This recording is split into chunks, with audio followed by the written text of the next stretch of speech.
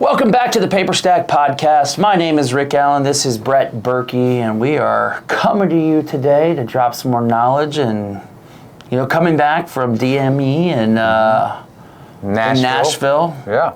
Smashville, as Brett liked it. Yeah, it was good. It was a good event. Yeah, it was always good to see, some of the usual suspects there. Met a lot of new people. Wow, that event's growing, isn't it? Yeah, it had a really good turnout. Well done, Nathan. Yeah, Yes. that turnout's actually bigger than last year and bigger than the year before. So it seems to be growing. It seems to be becoming the East Coast Conference, and Note Expo is the West Coast, and these two, perfect. They're both halfway through the year, which is great. So you have that time to have the summer where nothing's interrupting summer vacations and stuff like that. Mm-hmm. And then you have, the fall. And then this year, I'm so happy that Note Expo is not on my wife's birthday. So it'll be on the 8th instead of the 2nd. So when is Note Expo? It's the second week, because there's some other conference, I forget which one, but it's at the end of... What's that? Okay. Yeah, so it's the second week in November, so... I may or may not be there. Okay, well, yeah, so... But, I'm at least happy for that, because it's been every year since its inception. I have to tell my wife every time, what do you want me to do, call Eddie Speed and tell him to rearrange it for me? Like, it's on your birthday, yes, I know, but there's nothing I can do about it. I'll take you out when we get back.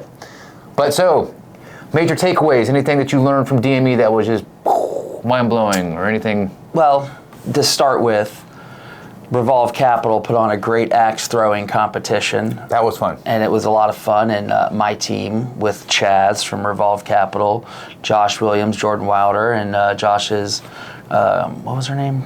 I don't know who. Girlfriend or wife, I can't remember. I forgot. Please don't hate me for that. The one that came up in... Got my pants. Yes. Yeah. I picked out the color of my pants was based off another podcast. Yes. Where he said the first person to the first person to compliment the pants offered to buy a beer. Yeah, and I tried to buy her some, she never took it. So, I'm okay. Anyway, she was on our team, and we ended up winning the axe throwing competition, so that was fun. That's awesome. So that was a good time. It was good to see everybody. My major takeaways, there's a couple of them. Quite a few people don't understand the power of some of the technology that's out there. And actually, we're going to do a podcast, and we're going to bring in the brains and the guru of tech for our company. Mike is going to come in, and we're going to do a follow-up podcast for the DME to really start talking about and letting people understand, look, what all is going on with this AI stuff. Yeah. Because I know enough to be dangerous and can explain it. It seems like I probably knew a little bit more about the actual uses of it than some of the other people there. But Mike just takes it to a whole new level, because as soon as he got involved with it, it's just all he's been eating and breathing and doing for months. So that's how Mike works. Yeah. Mike goes deep on stuff. He finds a subject and he goes deep, and he'll know it better than. Yes. Some of the other stuff, land is just the land. Investors are growing. It seems like there's there's a right way and a wrong way to do it, and there's a lot of people doing it the right way, and there are some people doing it the wrong way. Dollar down boys, as some people would, the dollar down boys. But then there's other people who are taking, they're taking in some good down payments. They're qualifying borrowers, and they're putting together some good products. So that was good to see there. What else, Brett? Oh, well, I know my takeaways was hanging out with Jack Krupe on Friday night, I think, just learning about syndications and all that. Of course there, but, it was different. I didn't understand that side of that business, and I was like, wow, it's pretty powerful. So between that, I mean, sitting with Alex is always good, learning stuff about different strategies he has. I always walk away with some golden nuggets. Yeah, I think definitely. Tax strategies. Some tax strategy stuff. I think really, as much as you learn in obviously the sessions that they put together there were great, but really just taking time to sit and strike up conversations and talk to people, you learn. Some of the biggest golden nuggets you came away were from that, right? Yeah, definitely for me. It was just talking about people. That's what I mean. Just when you're going to these conferences, don't just, obviously you want to consume the information that the speakers are giving and take advantage of that stuff, talk to the vendors. Right. But really the other attendees there, you can kind of who can you talk to? And a lot of that I think goes from what you do is the pre-scout report, right? You're scouting who's going to be there, who do I want to talk to, doing your research, Yeah. And that makes it all worth it. I will say this, another takeaway is it was very nice to attend a conference as an attendee and not as a vendor. It was a nice change and break. Can't remember actually the last time I've done that. I don't think we've ever done that. Actually, you know what? I will say though, I was more tired on Saturday and Sunday from just talking with people the entire, because at the booth you kind of have some time where nobody's coming up or something like that. You're just kind of standing there for a little bit, and you might have breaks where you're sitting here just kind of on the computer, and so you're not constantly being, just hammered. But I felt like Saturday, I literally felt like I was just drained of energy. I had no energy. Wife's like, let's go do something. Let's go to the beach. I'm like, I just want to sit here. Can I just sit here for once? Just sit here. My buddy's like, come, we're going to go to the Springs. She's like, it's cheap. I'm like, you know what's cheaper? Going nowhere. I was like, let's just sit here. Can I just sit here? Yeah, well, you gotta. She was been sitting there the whole week, so right. You have to take that into account. Anyways, what do you got for us today? So we had somebody ask, and they were wondering what the difference is, the real core difference between a contract for deed, deed of trust, mortgage. Is a contract for deed treated differently than a mortgage? Is it looked upon differently? It's kind of like, I kind of believe it used to be. I don't know if it's so much as it was. So are you asking, like, how are they transacted? How are they purchased and sold? How are they handled legally? How are they, kind of like the whole encompassing thing. So, like, you transfer a contract for deed with a quit claim deed, unlike a assignment. Well, it's not necessarily a quit claim deed, so let's start there. Okay, go ahead. Because you're already going in the wrong direction there. Well, that's how we do it on the side. Well, we offer it, and it can be done that way, but some people like a special warranty deed. Let's start with mortgage. Mortgage, somebody's actually buying the house, they're taking title to the property. There's a lender, there's a borrower. If you sell the mortgage, or the note goes with it, you sell the note, you transfer the mortgage with an assignment of mortgage. The mortgage is recorded in public record. Right. The note is typically not. You transfer the note with the allonge, right? Why is it that you don't record a note? Because it's got all one, it's the IOU. Okay. Right? So that's got all the pertinent details. That's the actual, why wouldn't you record a copy of your check? Oh. Right? Yeah. This has got the details of look, this is how much you owe.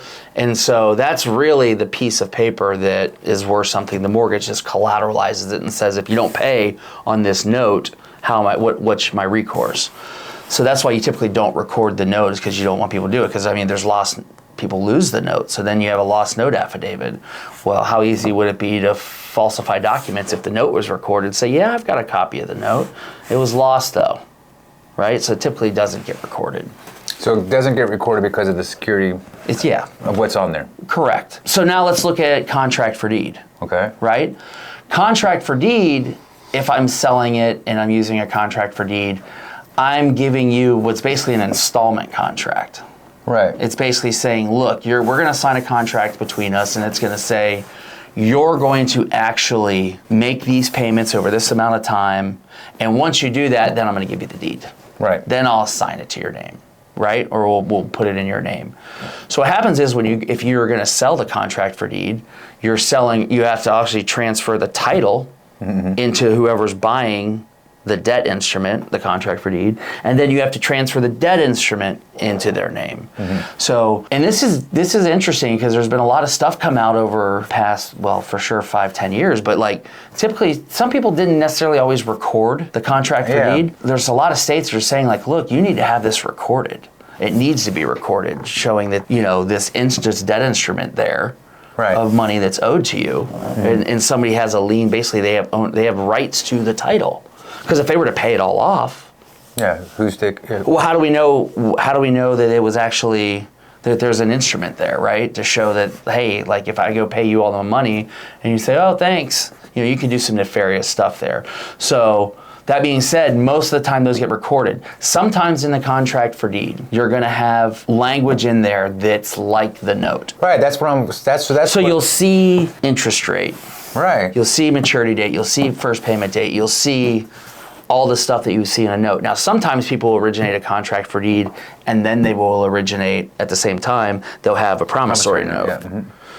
But there's not a hard which way is the right way. Sometimes people just put the contract for deed, and they put all the details in there. That's why I was wondering about the security. Well, it's a little bit more secure because you got to remember, you can record that. It's got all the payment information and all that stuff. The title is still in the name whoever owns that contract for deed. I guess that's true. Okay, yeah. So it's unlike a mortgage where, okay, yeah. And some of the things people get in trouble with is they're like, okay, well, I've got a contract for deed. It's not been recorded. I get a quitclaim deed or a special warranty deed recorded into my name, and now I've got this assignment. Do I record it? Do I not record it? Usually when you record an assignment, you're referring to a document that's already been recorded. Right. And you're assigning it in public record. So sometimes you have to go back, record the contract for deed, then record the assignment. So if you were to sell it, you probably need to have the contract for deed. Yeah, absolutely. And also, you should. You don't service it. have to do it, but a lot of the servicers are requiring it now. That's what I'm saying. Like the servicer will not actually service it if it has not been recorded. Sometimes that's the fact, and so And you only find that really when someone's doing like the self-service type stuff, right? Mm-hmm. You find that a lot then. That makes a lot of sense. And so, just so people know, what's the difference between a mortgage? A mortgage is going to be a judicial state or non-judicial? You tell me. It's going to be a judicial state. That's right, judicial state. Yeah. So now, how do really a deed of trust and a mortgage differ? That's my next question with that. A deed of trust? Yeah. Why would that differ than a mortgage? Like, I mean, there's the same type of security instrument, or is there? No, they're different. So we're going to go into a little bit of uncharted waters here, but for sure, a deed of trust, for the most part, there's always is deeds of trust are in non-judicial states. Right. Okay. So there's some states that are both, right? There's like Florida, right? No, not Florida. Typically, Florida's a judicial state. There's some states that will run. Yeah. They have both. They're like a deed of trust or this, and it's so a deed of trust are the trustee, and they're just I don't have a great answer for that one. That's like a good Chat GPT one. Well, I always thought it was because of the foreclosure times are different. Well, yeah, but that goes along. Like a deed of trust, you're going to be doing a sheriff's sale or mortgage. You're typically having to go through a full legal foreclosure. So you're going to want to go through and look through, which ties into the timeline on there. But the deed of trust, there's a trustee involved who is typically holding a deed, and the deed is released, even though it's transferred into the borrower's name and they're on ownership. The releasing of the deed comes when it's all paid off and they actually get a copy of it. So there's little nuances there. At the end of the day, there's a promissory note with it, and it's really what's collateralizing the security instrument. Yeah, Right. Yes. So another question with a contract for deed, they used to be kind of maybe frowned upon in the past, but is that still a thing? I don't know if I would say frowned upon. Like people used to look at it and say, it kind of comes all back to like, how are you using it for, right? So the idea before was, hey, there's a couple things. One, there was like, hey, I can do this and retain ownership or tax benefits of it, right? So I'm technically on paper owning something, and if they default, I can just do a cancellation of contract and I take everything back and it's done. So what has happened is, and there's case law for it, and it's really state specific, that some states will look at it and say, no, a contract for deed is treated the same as a mortgage. So you're going to have to, you can't just do a cancellation of contract, you got to do a foreclosure. Right, such states as Ohio is one of them for sure. Yeah, Ohio. Yeah. But I know that a lot of people who had the problems with the contracts for deeds, I remember having a conversation with a lawyer in Fort Lauderdale about this, and they were out of Louisiana. And I forget, they're called something different. I want to say they're called security somethings. But it's the same Like a security deed? It was a security, but it was something like, but it was a contract for deed, but it had a different name. And he was saying the reason why is because people would kind of hold these things over people's heads and just... Well, security deed... It was not a security... That's more like a deed of trust. And right. You'll see those in Georgia something or else. some in Texas. That's where, because I think I had asked him why. Because we were just now starting to do it, and some people were like, why are you guys doing contracts for deeds? It's like, well, it's not like we said, hey, they just kind of came. Like we just, we know when there's new product when it's there. Sometimes, yeah. Sometimes you're like, oh, hey, look. Oh, that's a business for sale, or that's a commercial note for sale. Right. Okay, so yeah, I'm learning. So I think that's the questions of what the people had. What's the differences between the two? Are they treated differently? So I guess that answers the question of who takes title, who has title currently. Right. So if you're buying a contract for deed, CFD, land contract, you're going to go on title. Yeah. Like in public record, they'll see you're the owner of the property, and then they'll assign the contract to you. And then that person will make the borrower will make the payments to you. Right. Yes, that's interesting that there's still tax benefits because you're still entitled. Yeah, you'll still show untitled. Not, of course, I don't know what those tax benefits are. You want to go talk to your accountant. Talk to your accountant. It's not legal advice or financial advice, but I've heard of people reaping those benefits of it, and there's certainly tax stuff there that goes along with it. So. Okay, cool. I think that kind of summarized what we're asking for. It kind of gives shed some light on it. So, of course, like always, if you have your own topic that you'd like us to cover, we can gladly do that for you. These actually come from people that ask questions. Right? Yeah, a lot of these do. Yeah, this one did. And also, too, if you're looking to get more education, of course, you can always go to the Academy, academy.paperstac.com, and go through all the knowledge that's in this guy's head and really go deep dive and have a lot of fun with it. And it's pretty much everything. Yep. So we will see you on the next one. Bye.